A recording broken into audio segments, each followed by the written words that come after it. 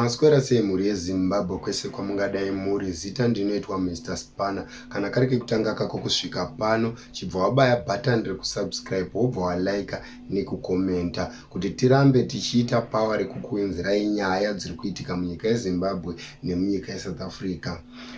Nyaya ndakakubatirai pano inyaya yamukoma Cleopas Majekwe. Mukoma Cleopas vari kunzi vakarohwa nemota paRotondro area muHarare. Mukoma Cleopas vainzi vaishanda basa rerecycling ipapo.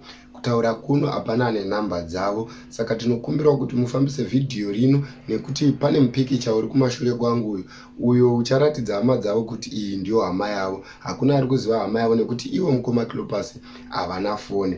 Mukoma Cleopas vari kunzi vanobva kuvhireji rekwagora Mujekwe, ndo kuvhireji yavanobva. Saka kana kuna ane idea kana information yamukoma Cleopas Majekwe avo vaishanda paRotondro area vachishanda basa rerecycling vachibva kwagora kuMajekwe village, tinokumbirawo kuti mutifambisirewo meseji iyi, hama iyi ibatsirike. Please vanhu vanofamba nemota tinokumbirisa mufambe zvakanaka mumigwagwa umu kuitira kuti njodzi dziite shoma. Tarisai kuti gore rino njodzi dzawandisa, vanhu vari kutsikwa nemota vawandisa, maaccident ari kuitika akawandisa. Please musadhakwe kana muchidhiraivha mota nekuti munenge makatakura upenyu hwevanhu, munenge muchipesana neupenyu hwevanhu. Saka ndo kurudziro yangu yandingade kupa kune ava vanodhiraivha mota. Nesuwo tinofamba netsoka, please ngaticherechedzei kuti mota isimbi, haugone kurwisana nesimbi ukaikurira.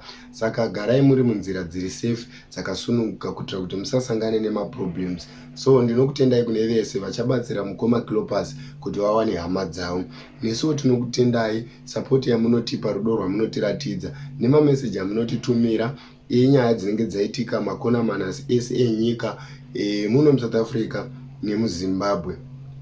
Tinokumbirai kuti kana mune zvamunenge maona tifonerei kana kutiisira mameseji. Kana tichikwanisa kusvika tinosvika tichizoona nyaya yacho payaitikira. Kana tisingakwanisi kusvika hatigone kusvika, munongotiudzawo motipa nyaya yacho toiburitsa sezvazviri kuitira kuti nyaya ikasike kusvika kuvaredzi, vanhu vakwanise kubatsirika. Saka ndinokutendai nesapoti yamunotipa. Rambai makadaro makatitsigira paNeutron Star Films. Hamadi kana handishande ndiri ndega, ndine vamwe vandinoshanda navo, muchange muchivaona. Saka kana maona musazoshamisike kuti ndezvipi zvakuitika pachannel yedu. So far panews dzedu tinobuda tiri vaviri, asi vanhu varipo vakawanda. Zvaizvizvi mucharamba muchiona zvedu vanhu vaviri, ini Mr. Spanner naQueen Mutombeni, ndo vanhu varipo zvaizvizvi. Thank you very much. Support yamunotipa.